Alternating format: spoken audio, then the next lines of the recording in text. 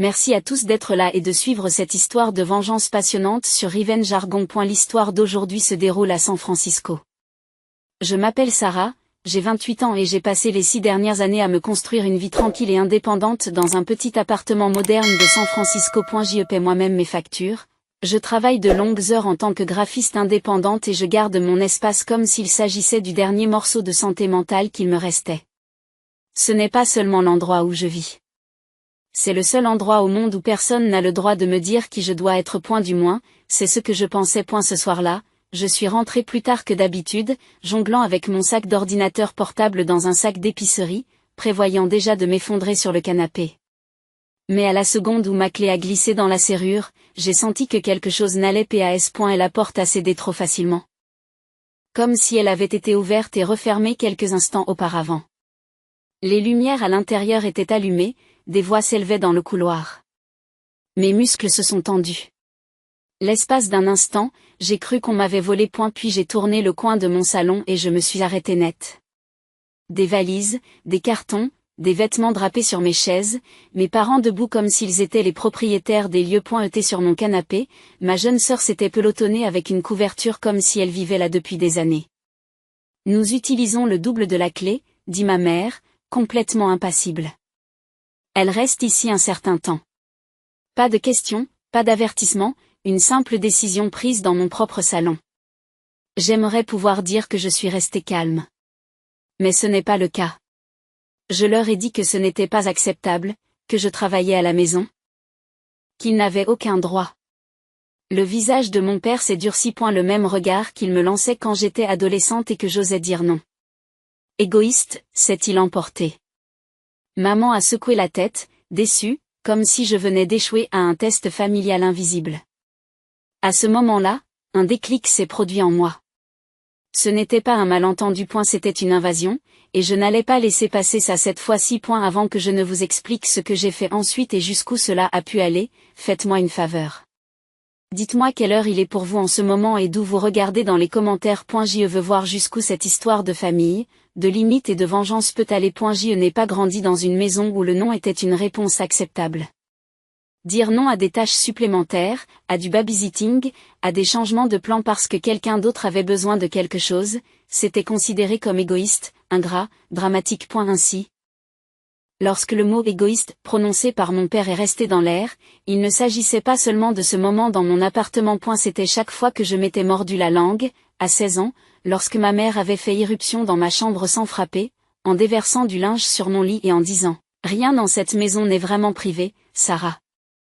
Debout, regardant les cartons qui envahissaient mon espace de travail, je me sentais à nouveau dans la peau de cette jeune fille de 16 ans. Mais maintenant, ce n'était plus leur maison, c'était la mienne. Je payais le loyer, je signais le bail. Mon nom figurait sur toutes les factures. Et pourtant, d'une manière ou d'une autre, ils continuaient à croire qu'ils avaient le pouvoir de réorganiser ma vie comme s'ils déplaçaient des meubles.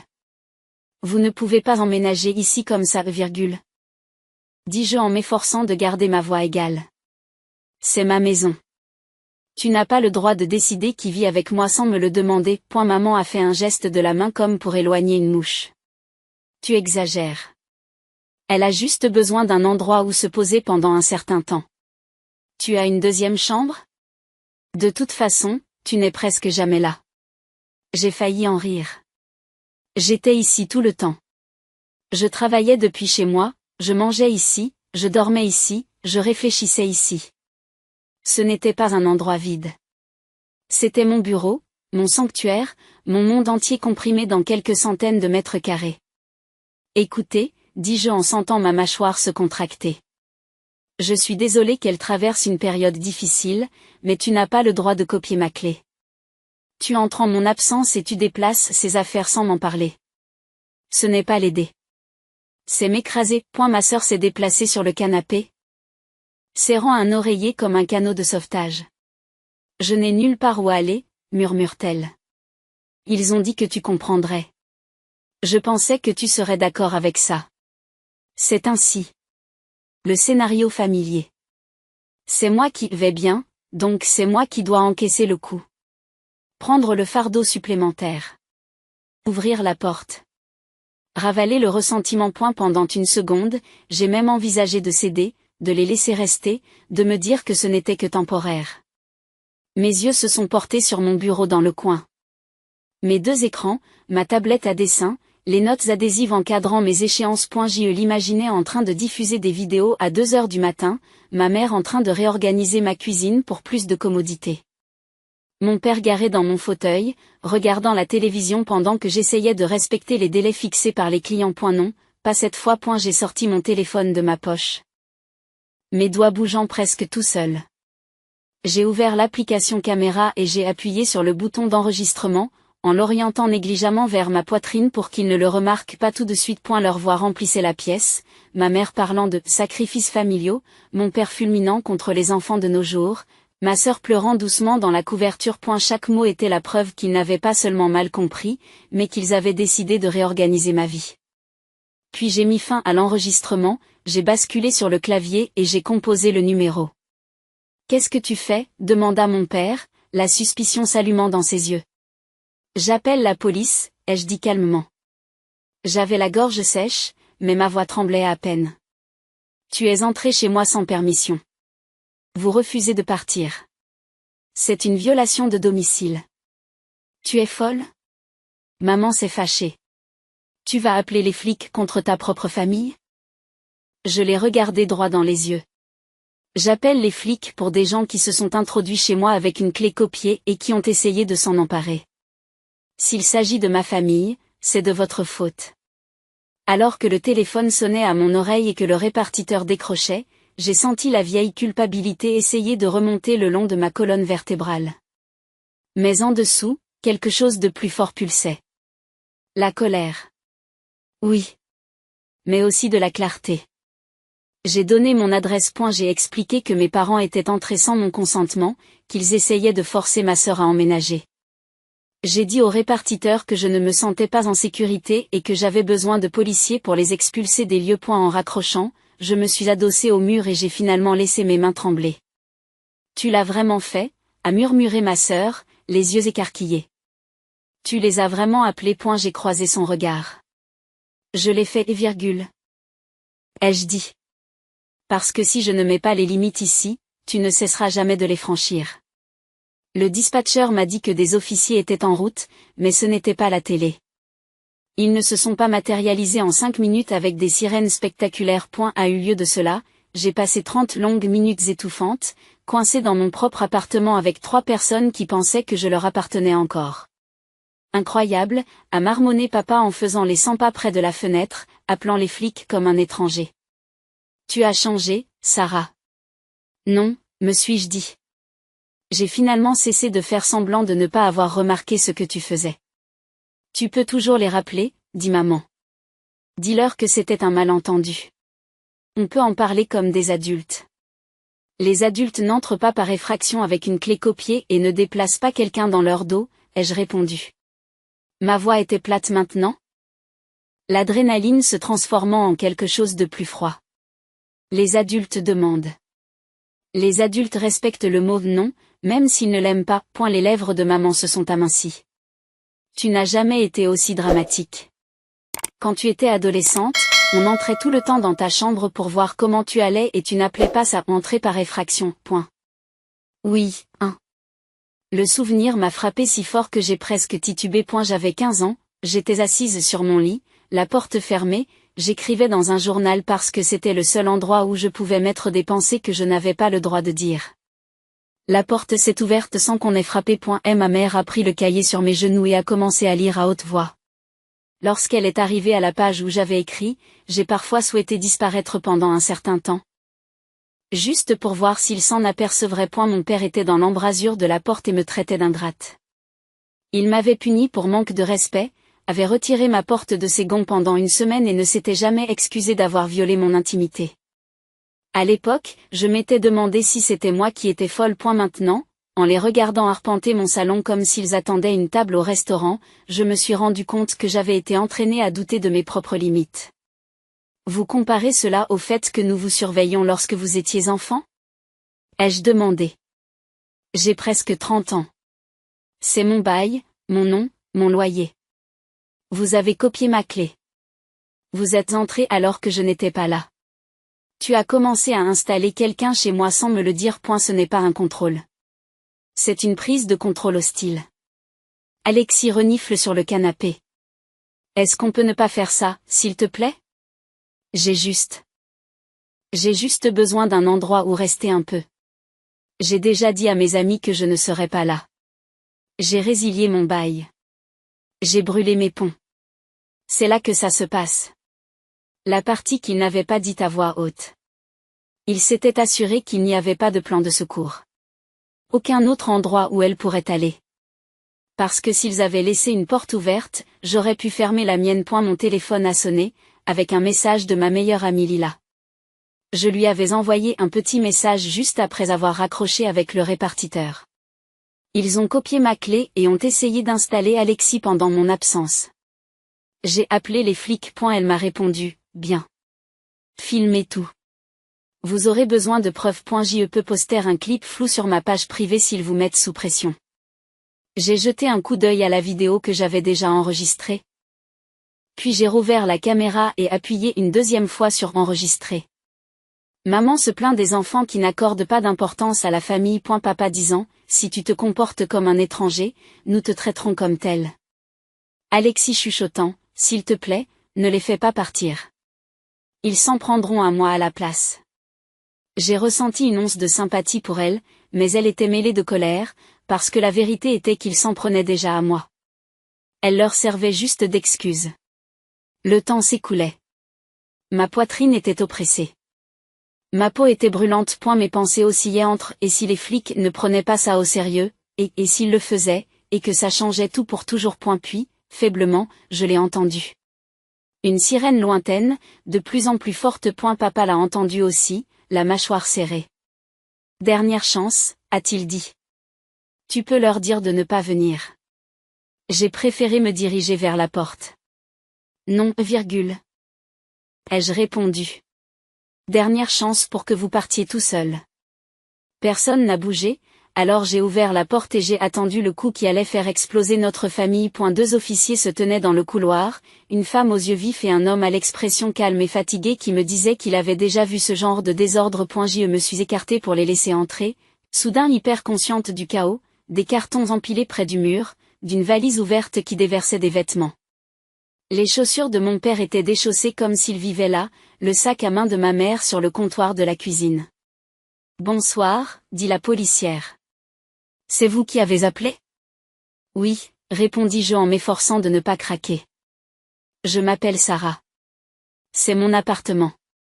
Ce sont mes parents et ma sœur. Ils sont entrés sans ma permission et essaient de la faire emménager. Maman a immédiatement réagi. Nous avons la clé, dit-elle. Comme si cela expliquait tout. Elle nous l'a donnée en cas d'urgence.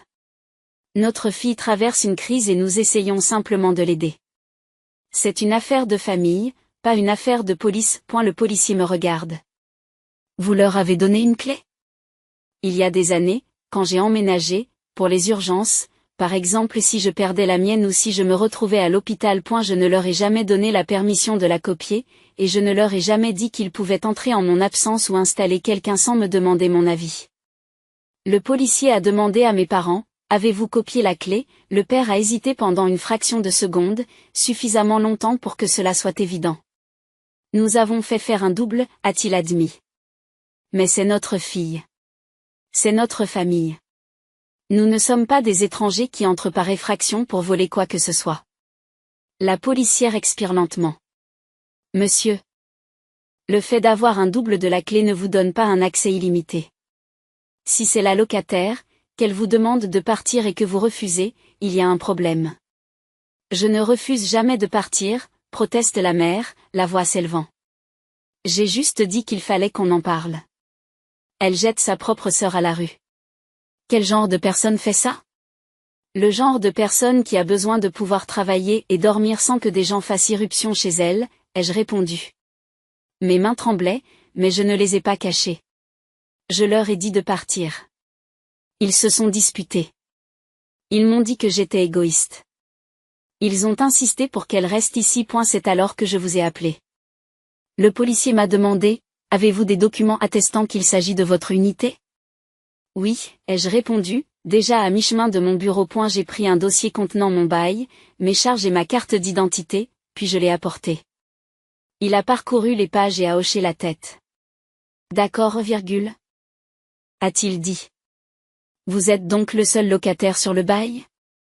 C'est exact. Et la policière jette un coup d'œil au carton. Quelque chose a été endommagé? Des menaces ont-elles été proférées?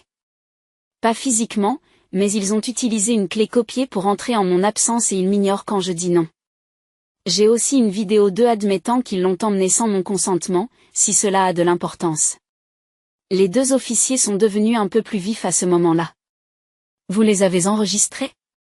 Oui, j'ai répondu. J'ai appuyé sur record quand je suis entré et que j'ai réalisé ce qu'ils avaient fait. Cela nous aidera si cela devient un problème civil ou criminel, a-t-elle répondu. Mais pour l'instant, nous sommes là pour maintenir la paix et nous assurer que tout le monde comprend ses droits. Elle s'est retournée vers mes parents. Voici la situation. Votre fille est la locataire légale. Elle a clairement indiqué qu'elle ne voulait pas de vous ici et que sa sœur ne voulait pas vivre ici. Et si vous refusez de partir, elle peut considérer qu'il s'agit d'une violation de domicile, et nous devrons traiter cette affaire comme telle. Cela pourrait signifier un rapport officiel et éventuellement des poursuites. Le visage de papa s'est assombri.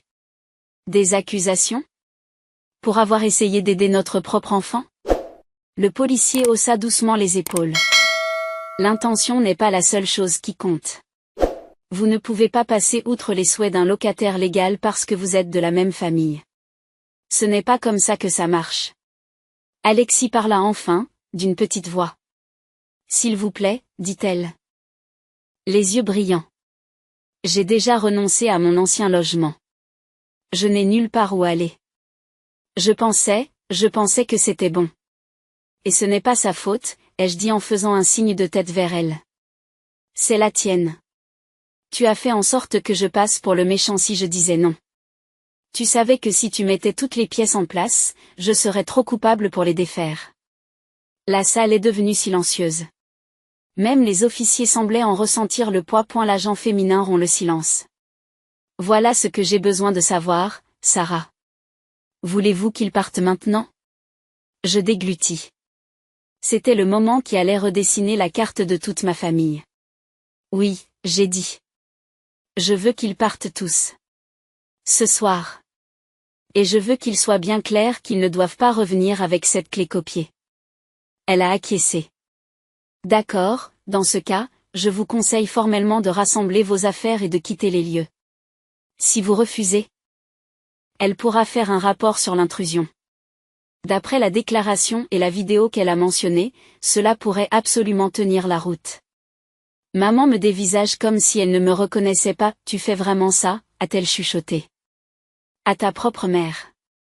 Je le fais, ai-je répondu, pour les gens qui se sont introduits dans ma maison et qui ont essayé de me la prendre. Si ma mère en fait partie, c'est à cause de ce que tu as fait. Pas à cause de ce que tu es. Papa secoue la tête, mais ses épaules s'affaissent. Cela va déchirer la famille. C'est déjà le cas, ai-je dit doucement. Tu ne t'en es pas rendu compte jusqu'à ce que j'arrête de me laisser déchirer. Les officiers leur ont donné quelques minutes pour faire leur bagage. Je les ai regardés fermer les valises, plier les vêtements qu'ils avaient jetés sur mon canapé. Rassembler les chargeurs et les articles de toilette égarés qui avaient déjà commencé à envahir mon espace. Chaque fermeture éclair résonnait comme une porte qui se referme quelque part dans mon enfance. Mais sous la tristesse, il y avait autre chose. Le soulagement. Car pour la première fois de ma vie, ce n'était pas moi que l'on poussait dehors. Les faire sortir cette nuit-là n'était que la première bataille. La vraie guerre a commencé après le départ des officiers. Le lendemain matin, mon téléphone a explosé. De longs messages de ma mère sur la trahison. Des textos de papa disant que je les avais humiliés devant des étrangers. Un message court et confus d'Alexis. Je comprends que tu aies besoin d'espace, mais étais-tu vraiment obligé d'appeler les flics? J'ai regardé l'écran. Ce vieux doute m'assaillant à nouveau. J'étais peut-être allé trop loin. J'aurais peut-être pu régler cela en privé. Peut-être que j'aurais pu les faire s'asseoir et leur expliquer. Puis j'ai ouvert la vidéo que j'avais enregistrée. Je me suis regardée entrer, choquée. J'ai entendu la désinvolture de ma mère, elle reste ici. Mon père me traitait d'égoïste. Leurs voix ont aplati mes limites comme s'il s'agissait d'écraser une mouche. Premièrement, je n'avais pas réagi de manière excessive. C'est eux qui l'ont fait. Encore et encore. Depuis des années. Cette fois-ci, j'ai simplement refusé de jouer le jeu cet après-midi-là, j'ai pris rendez-vous avec un avocat spécialisé dans les droits des locataires. Nous nous sommes assis dans un bureau insipide qui sentait le vieux papier et le café bon marché, tandis que je glissais mon téléphone sur le bureau et que je le laissais regarder les clips. Ils ont donc copié votre clé sans autorisation, a-t-il résumé. Ils sont entrés en votre absence, ont commencé à faire emménager quelqu'un et ont refusé de partir quand vous le leur avez demandé, et vous avez une vidéo d'eux avouant tout cela, ainsi que des officiers qui sont intervenus. Oui, il acquiesce. Vous avez tout à fait le droit de déposer une plainte officielle pour violation de propriété et de leur envoyer une demande de cessation et de désistement. En fonction de votre degré d'agressivité, nous pouvons également demander une interdiction de contact avec votre appartement, en précisant bien qu'ils n'ont pas le droit d'utiliser à nouveau une copie de cette clé. S'ils l'enfreignent, ce n'est pas seulement une dispute familiale. C'est une violation légale avec des dents. Dois-je les poursuivre en justice, ai-je demandé. Pas nécessairement, a-t-il répondu. Parfois. Le simple fait de recevoir une lettre d'un cabinet d'avocats suffit à ramener les gens à la réalité. Nous pouvons exposer clairement les faits et les conséquences. Il s'agit d'une limite légale. Soit ils la respectent, soit ils en subissent les conséquences. Le mot limite a fait naître quelque chose en moi. Une limite qui ne dépendait pas de leur compréhension ou de leur accord. Une limite qui pouvait exister même s'ils pensaient que j'étais égoïste. Nous avons rédigé la lettre ensemble. Elle était brutalement factuelle, dépouillée de toute émotion. Elle décrivait la reproduction non autorisée des clés, l'entrée non consentie, la tentative d'emménagement, la réaction de l'agent. Il avertissait que toute nouvelle entrée non autorisée ou tout harcèlement concernant ma situation de vie entraînerait des poursuites formelles. Elle contenait également une autre demande, à savoir le remboursement de ma consultation juridique et du changement de serrure que j'avais déjà programmé. Ainsi qu'une compensation pour la journée de travail que j'avais perdue à cause de leur coup d'éclat. S'ils veulent vous traiter comme une ressource, a dit sèchement mon avocat, ils peuvent payer comme s'ils en utilisaient une. J'ai failli rire. Pour la première fois depuis des jours, je me sentais bien. Pendant que la lettre faisait son chemin jusqu'à leur boîte aux lettres, j'ai pris une autre décision. J'ai envoyé l'un des clips les plus courts, celui où ma mère dit « Nous avons copié votre clé. » C'est la famille. Tu n'as pas le droit de dire non. Et mon père a dit « Égoïste. » À Lila.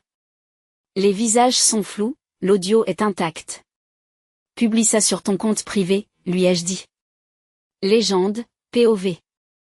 Tes parents copient ta clé et installent quelqu'un dans ton appartement pendant ton absence, parce que c'est la famille, alors que tu t'y opposes. Est-ce que je réagis de manière excessive?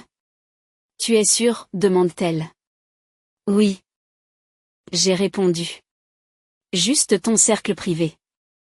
Je veux voir comment les gens en dehors de notre bulle réagissent. Elle l'a posté.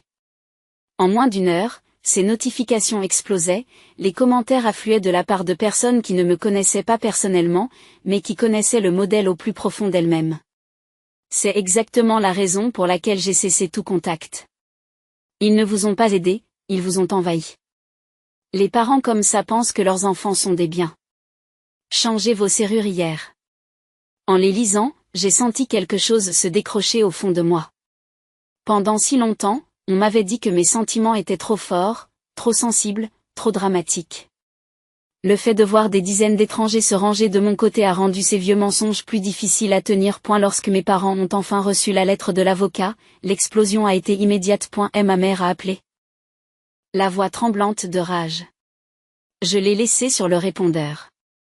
Comment oses-tu nous menacer d'une action en justice, a-t-elle sifflé dans l'enregistrement. Après tout ce que nous avons fait pour toi? Nous sommes tes parents. Nous n'avons pas besoin de votre permission pour nous occuper de votre vie.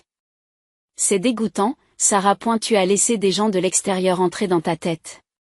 Puis mon père. Tu veux jouer les durs? Très bien. Tu crois que le reste de la famille n'entendra pas que tu as appelé la police contre nous? Que tu demandes de l'argent à tes propres parents? C'est toi qui auras l'air méchant, pas nous. J'ai écouté les 2 messages 2 fois, puis je les ai transférés, avec la lettre de l'avocat, à un groupe de discussion avec des membres de la famille élargie qui avaient toujours pris leur parti par défaut. Pas de commentaires. Juste des faits. Puis j'ai tapé un message. Si vous voulez entendre parler de cette histoire, vous devez l'entendre en entier.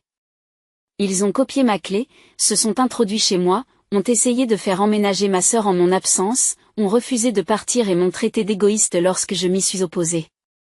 J'ai appelé la police et obtenu une aide juridique pour que cela ne se reproduise plus. Et si cela fait de moi la méchante dans leur version, je n'y vois pas d'inconvénient.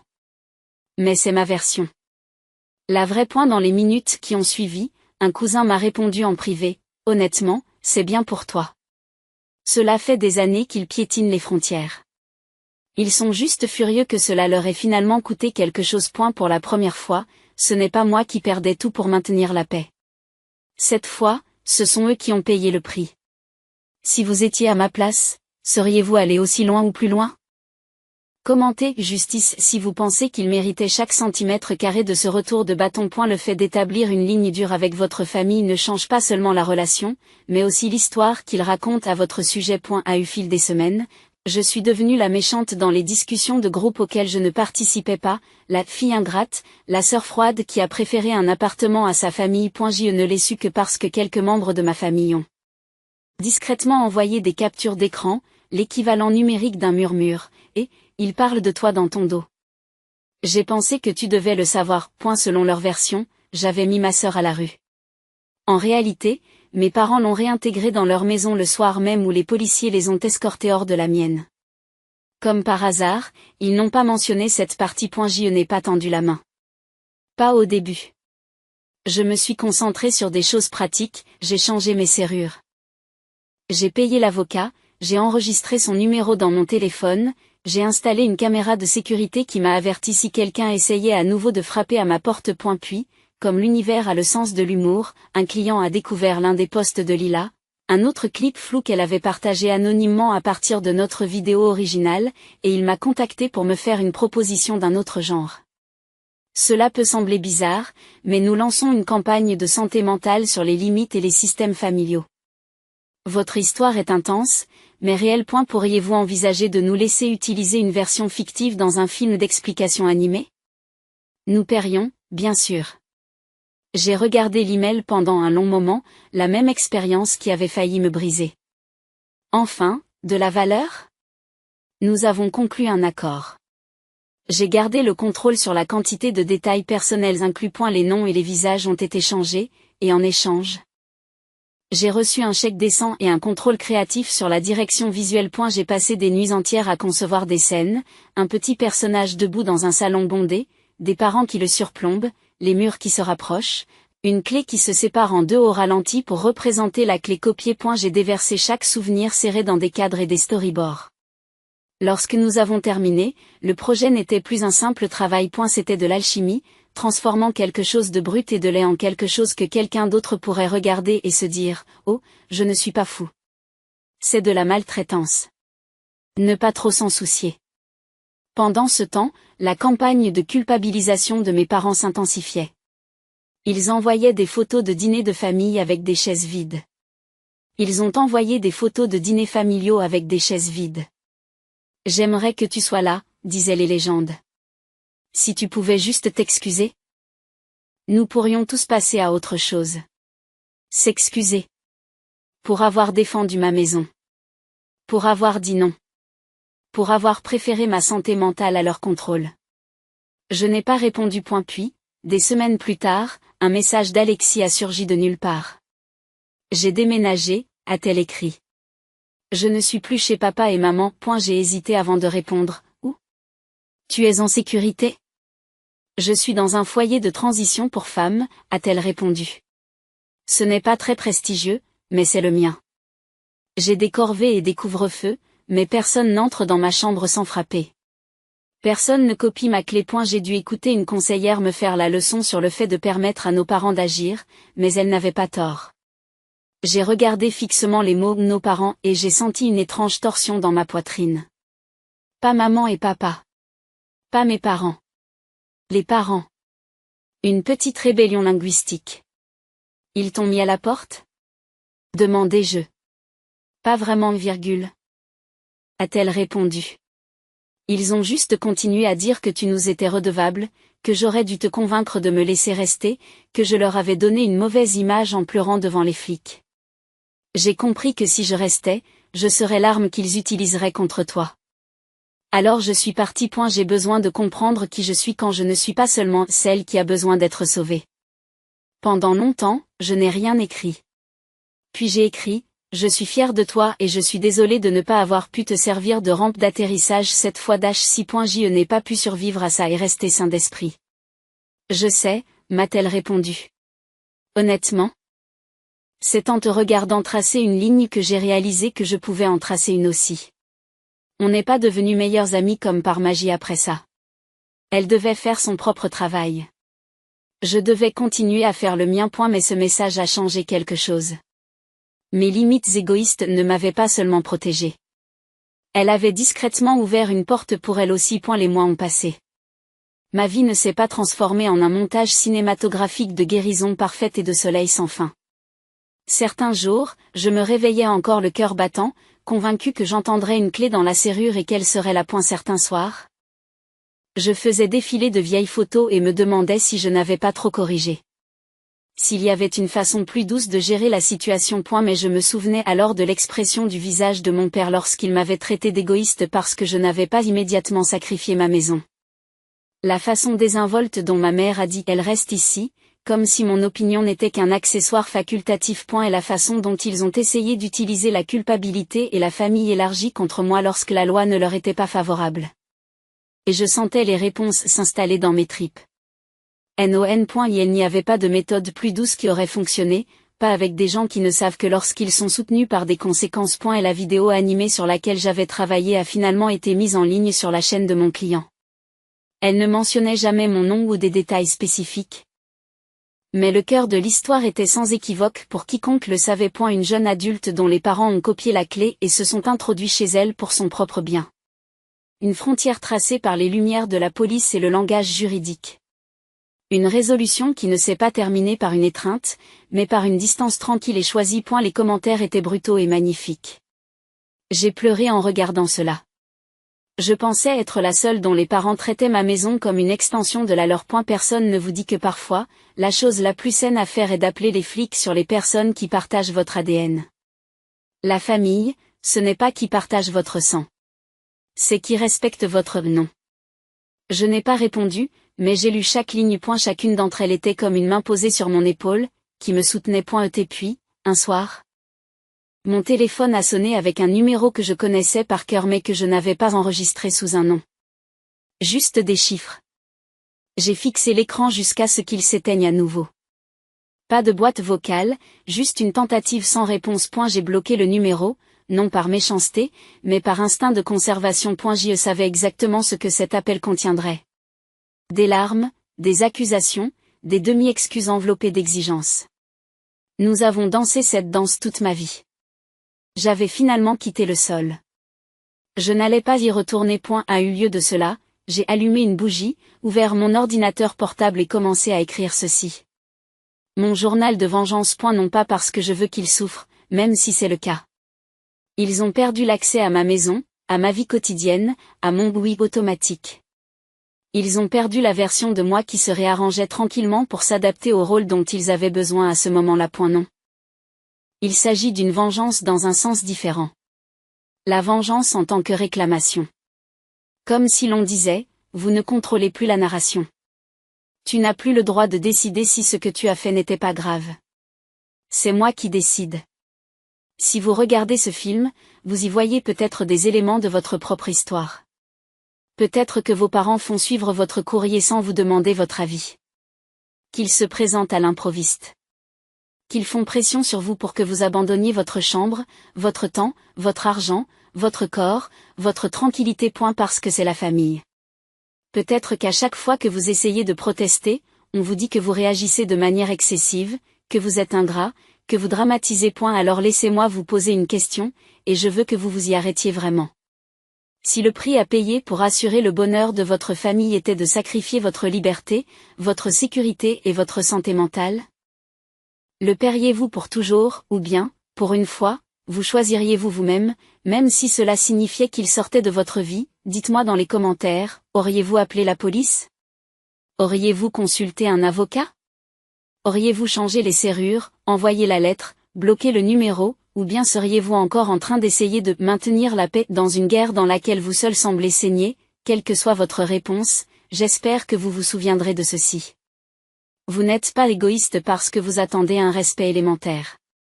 Vous n'êtes pas cruel parce que vous voulez votre propre espace. Et parfois, l'acte d'amour le plus courageux et le plus brutal que vous puissiez vous témoigner est de fermer la porte et de ne pas la rouvrir. Et si vous êtes toujours là, à m'écouter jusqu'au bout. Merci. Déposez une limite ou une liberté dans les commentaires pour que je sache que vous êtes arrivé jusqu'ici. Et si vous voulez plus d'histoires vraies, désordonnées et non apologétiques comme celle-ci sur la vengeance, la guérison et le choix de soi, assurez-vous de vous abonner, d'activer les notifications et de rester à l'écoute. La prochaine histoire pourrait être celle qui vous donnera enfin la permission de vous éloigner. L'équipe de Riven Jargon se consacre à la création d'histoires puissantes et significatives qui reflètent des luttes émotionnelles réelles tout en restant totalement fictives. Ces histoires de vengeance familiale sont conçues dans le seul but de partager des leçons, d'inspirer la réflexion et d'apporter des connaissances précieuses de manière éducative et responsable à nos téléspectateurs. Je pense que la façon dont Sarah a géré cette situation était difficile, mais nécessaire. Elle a protégé sa maison et sa santé mentale, et a enfin tracé une ligne claire après des années de mépris de ses limites. Elle a choisi d'agir légalement, calmement et fermement plutôt que de rester silencieuse et de se sacrifier pour sa famille. Et si vous étiez à sa place, auriez-vous fait la même chose ou auriez-vous géré ce drame familial différemment?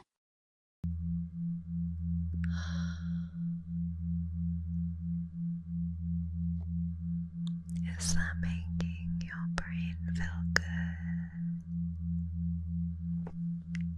It's making mine feel good. I'm getting slower,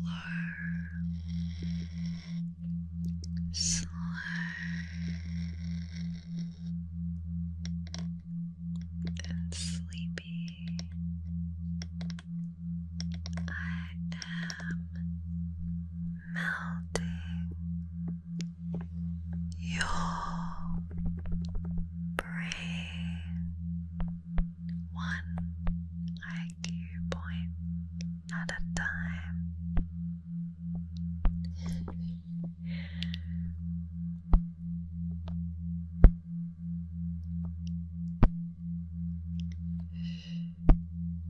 You know exactly what I mean. It makes you feel slow, relaxed, almost in a trance-like state. Yeah, you feel it too.